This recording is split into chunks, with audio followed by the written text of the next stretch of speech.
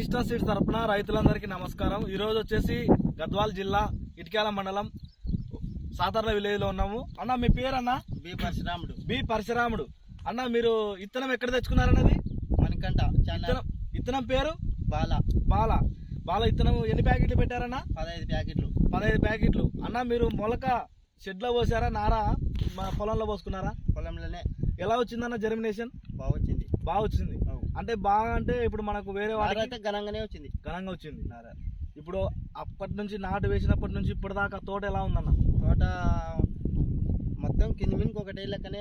అప్పుడు సన్నగా ఉన్నప్పుడు సన్నగానే ఉంటుకుంటే పెద్దగా అయిపోతే లావ్ అవుతుంది. ఇప్పుడు మనకి అంటే నేనేమంటున్నా అంటే బొబ్బరు వచ్చి ఏమన్నా తెగుళ్ళు గిగులు ఎలా ఉన్నాయన్న? ఏమైతే తెగుళ్ళు లేవు. చూడబ్బా, నువ్వే చూస్తున్నావు కదా, చూసుకో. నీకేమన్నా రైతులందరూ కూడా గమనించండి. అన్న పర్సన్ అయితే మనకు చాలా సంతోషంగా వ్యక్తం చేస్తున్నాడు.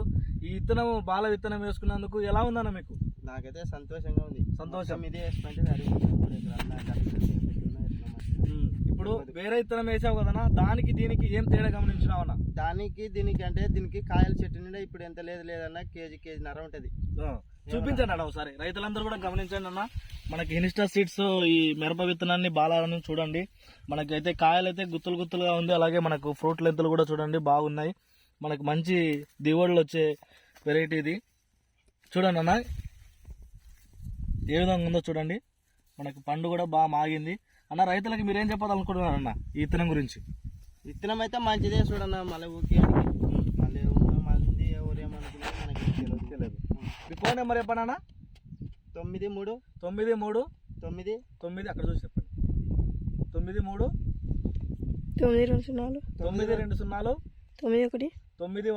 753. అన్న బాల విత్తనం బాగుంది కదన్నా? బాగుందన్న. వేరే రైతులు కూడా వేసుకోవచ్చా?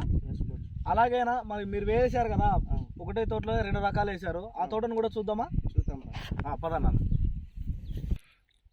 చూడనన్నా కాపు విషయానికి వస్తే ఏ విధంగా ఉందో. చిక్కడి కాపు మనకు భలే ఉంది బాల విత్తనం.